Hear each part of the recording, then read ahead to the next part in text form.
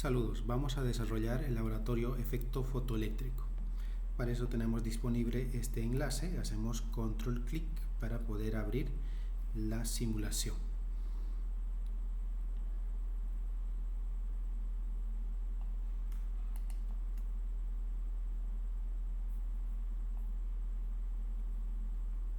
Muy bien, ya estamos en la simulación. Lo que vamos a hacer es clic sobre la simulación, eso nos descarga un archivo. Bueno, ese archivo aún no lo podemos ejecutar porque requiere de Java. Así que vamos a ir a Google y en Google vamos a buscar Java y le damos descargar Java. Sí, descargar gratuitamente. Volvemos y le damos descargar gratuitamente y nos descarga el archivo, ¿no? Que es un archivo bastante ligero. Así que le damos clic sobre ese último archivo descargado, le decimos sí, instálame. Yo ya lo tengo instalado, no es necesario que yo lo instale otra vez. Entonces ahora sí podemos abrir la simulación, efecto fotoeléctrico, y se va a abrir de forma automática. Ok, ahí está, se abrió la aplicación. Entonces en esta aplicación pues debemos hacer algunas configuraciones. Vamos a la guía de laboratorio. Bueno, en la guía tenemos un poquito de teoría donde nos hablan de que los fotones proveen energía, ¿no? Ellos llevan energía, este fotón se transmite toda su energía a un solo electrón y ese electrón utiliza esa energía para escapar de su material y también para tener cierta energía cinética que le va a permitir trasladarse. Muy bien, entonces el detalle está en calcular la energía cinética del electrón. ¿Cómo la calculamos? Para eso vamos a pensar en una piedra. Vamos a lanzar una piedra hacia arriba con una velocidad inicial. Así que esa piedra va a tener una energía cinética. Vamos a suponer que su energía es de 10 julios. Bien, entonces esa piedra a medida que vaya subiendo va transformando su energía cinética en energía potencial gravitacional hasta que finalmente se detiene. Cuando se detiene, lo único que tiene es energía cinética, energía potencial. ¿Cuánto va a ser esa energía potencial? Pues igual a su energía cinética al principio, que era también 10 julios. Así que esa piedra tuvo al principio 10 julios de energía cinética, ahora en su altura máxima tiene 10 julios de energía potencial gravitacional. ¿Okay? Entonces, si sabemos la energía potencial, podemos saber su energía cinética. Lo mismo podemos hacer con un electrón.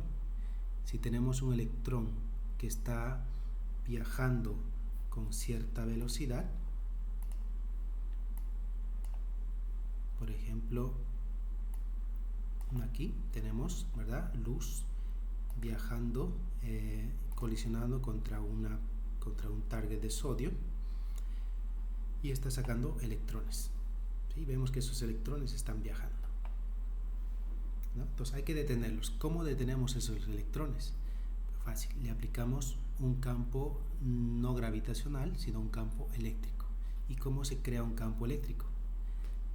Utilizando unas placas y aplicando un voltaje entre ellos.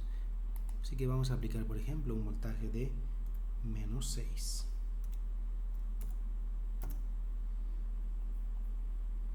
Con -6 algunos electrones pues ya están regresando, ¿sí? Entonces estamos produciendo básicamente lo que se hace con una piedra bajo el campo gravitacional. Entonces, si conocemos la energía potencial, podemos conocer su energía cinética. ¿Okay? Entonces la energía potencial eléctrica es sencilla de calcular, simplemente es multiplicar la carga del electrón por el voltaje que hay entre las placas. Entonces, si queremos calcular la energía cinética del electrón, debemos calcular su energía potencial a través de este producto y con eso tenemos la energía cinética, así de sencillo. Muy bien, entonces en esta ecuación vamos a despejar para energía cinética, así que pasamos energía de escape al otro lado, pasa negativo. Eso es lo que tenemos, ¿no? Y sabemos que la energía de escape pues le conocemos como función de trabajo. Esta es nuestra ecuación. Bueno, por otro lado también sabemos que la energía de los fotones se puede calcular a través de multiplicar la constante de Planck por la frecuencia del fotón. Entonces nuestra ecuación queda mucho más reducida y sería esta, donde tenemos energía cinética del electrón, energía del fotón y la función de trabajo, ¿no? Aquí el fotón recibió toda esta energía, la utilizó para salir del material y lo que le queda la utiliza en energía cinética.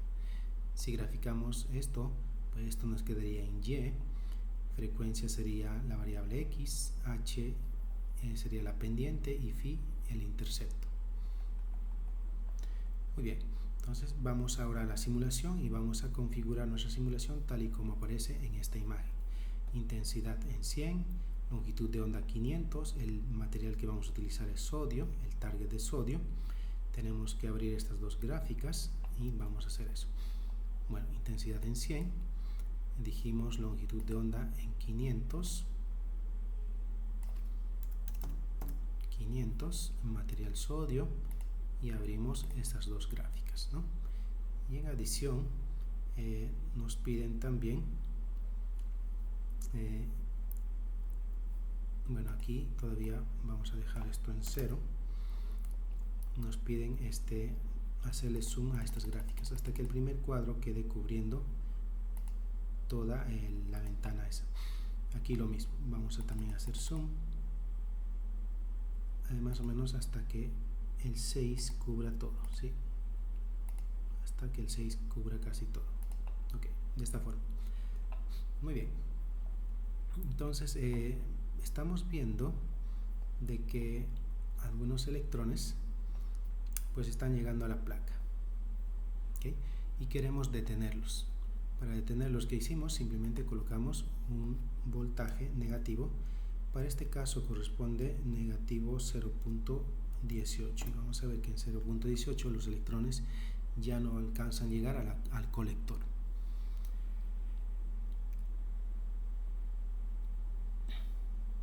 ¿Sí? Ya no alcanzan, ¿no? Los que llegaron pues fueron los que estaban todavía bajo el efecto de un voltaje más bajito.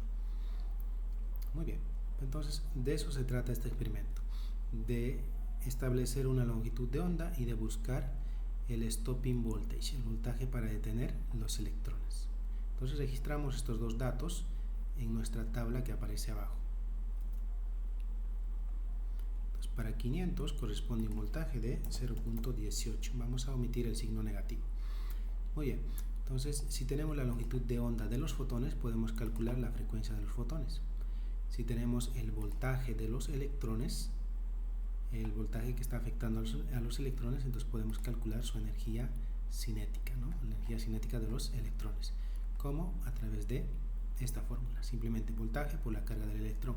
Este producto les va a dar en julios, así que ustedes lo convierten a electron volts. Aquí debemos anotarlo en electron volts. Muy bien, entonces ya tenemos completa esta fila. Así que vamos a completar toda la tabla. Así que vamos a empezar en la longitud de onda de 150 nanómetros y busquemos su voltaje. Entonces aquí escribimos 150 y buscamos el voltaje. ¿Cuánto de voltaje será necesario para detener a esos electrones? Bien, nos podemos dejar llevar para poder estimar cuánto es este voltaje. Nos dejamos llevar por esta gráfica. Aquí más o menos esto corresponde a un voltaje de 6 voltios. Así que aquí vamos a escribir negativo 6 voltios. ¿Ok?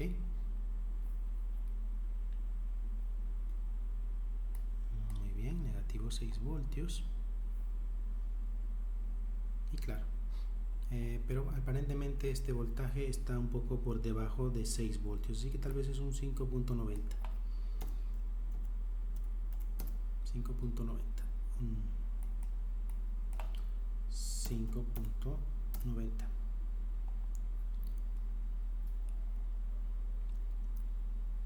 Bueno, en 5.90 todavía algunos electrones están llegando, por eso es que aquí en la gráfica de corriente aparece una corriente pequeña. Entonces vamos a subirlo a 5.92. En 5.92 vemos que todavía se registra una corriente pequeña. Entonces ya lo que falta es poquito, 5.93. En 5.93 ya nos queda en 0. Así que este es el voltaje necesario para detener los electrones. Entonces registramos eso. Para 150 nanómetros le corresponde un voltaje de 5.93.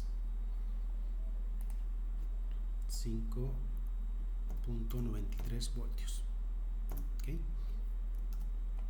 Muy bien, pues entonces completamos toda la tabla. ¿Okay? Vamos a completar toda la tabla de la misma forma. Ahora vamos a una longitud de onda de 200, buscamos su voltaje, 250, buscamos el voltaje y así, ¿no? Y claro, calculamos las frecuencias, aquí completamos las frecuencias y calculamos las energías. Muy bien, solo nos faltaría completar estos dos recuadros. Aquí estos recuadros se dejaron para que ustedes busquen la longitud de onda de corte y la frecuencia de corte también. ¿Cómo buscamos la longitud de onda de corte? ¿Cuál es la definición de longitud de onda de corte? Vamos a colocar esto en 0 para buscar la longitud de onda de corte. La longitud de onda de corte se refiere a ese fotón cuya energía es igual a la energía función trabajo. Es decir, este fotón debe proveer una energía al electrón para que pueda salir de su átomo, pero no obtenga energía cinética. Entonces, más o menos, lo que ustedes deben de buscar es que este tienda a 0 y que la energía también tienda a 0. Claro, si lo llevan muy lejos, pues les va a dar 0, pero tienen que buscar el punto exacto. ¿Sí? Está más o menos por ahí, pero ustedes lo buscan con mayor cuidado. ¿Okay? Lo buscan con mayor cuidado. Muy bien, entonces ya tenemos, ¿verdad?, la longitud de onda de corte y también pueden calcular la frecuencia de corte. Si tienen la longitud, pueden calcular la frecuencia. Entonces ya tienen la tabla completa, ahora sí. Y ahora vamos a proceder a graficar. Van a graficar todos estos datos. Vamos a excluir estos datos. Cuando tengan la tabla completa se van a dar cuenta por qué estamos excluyendo estos datos. Entonces en la gráfica solo se incluye estos datos.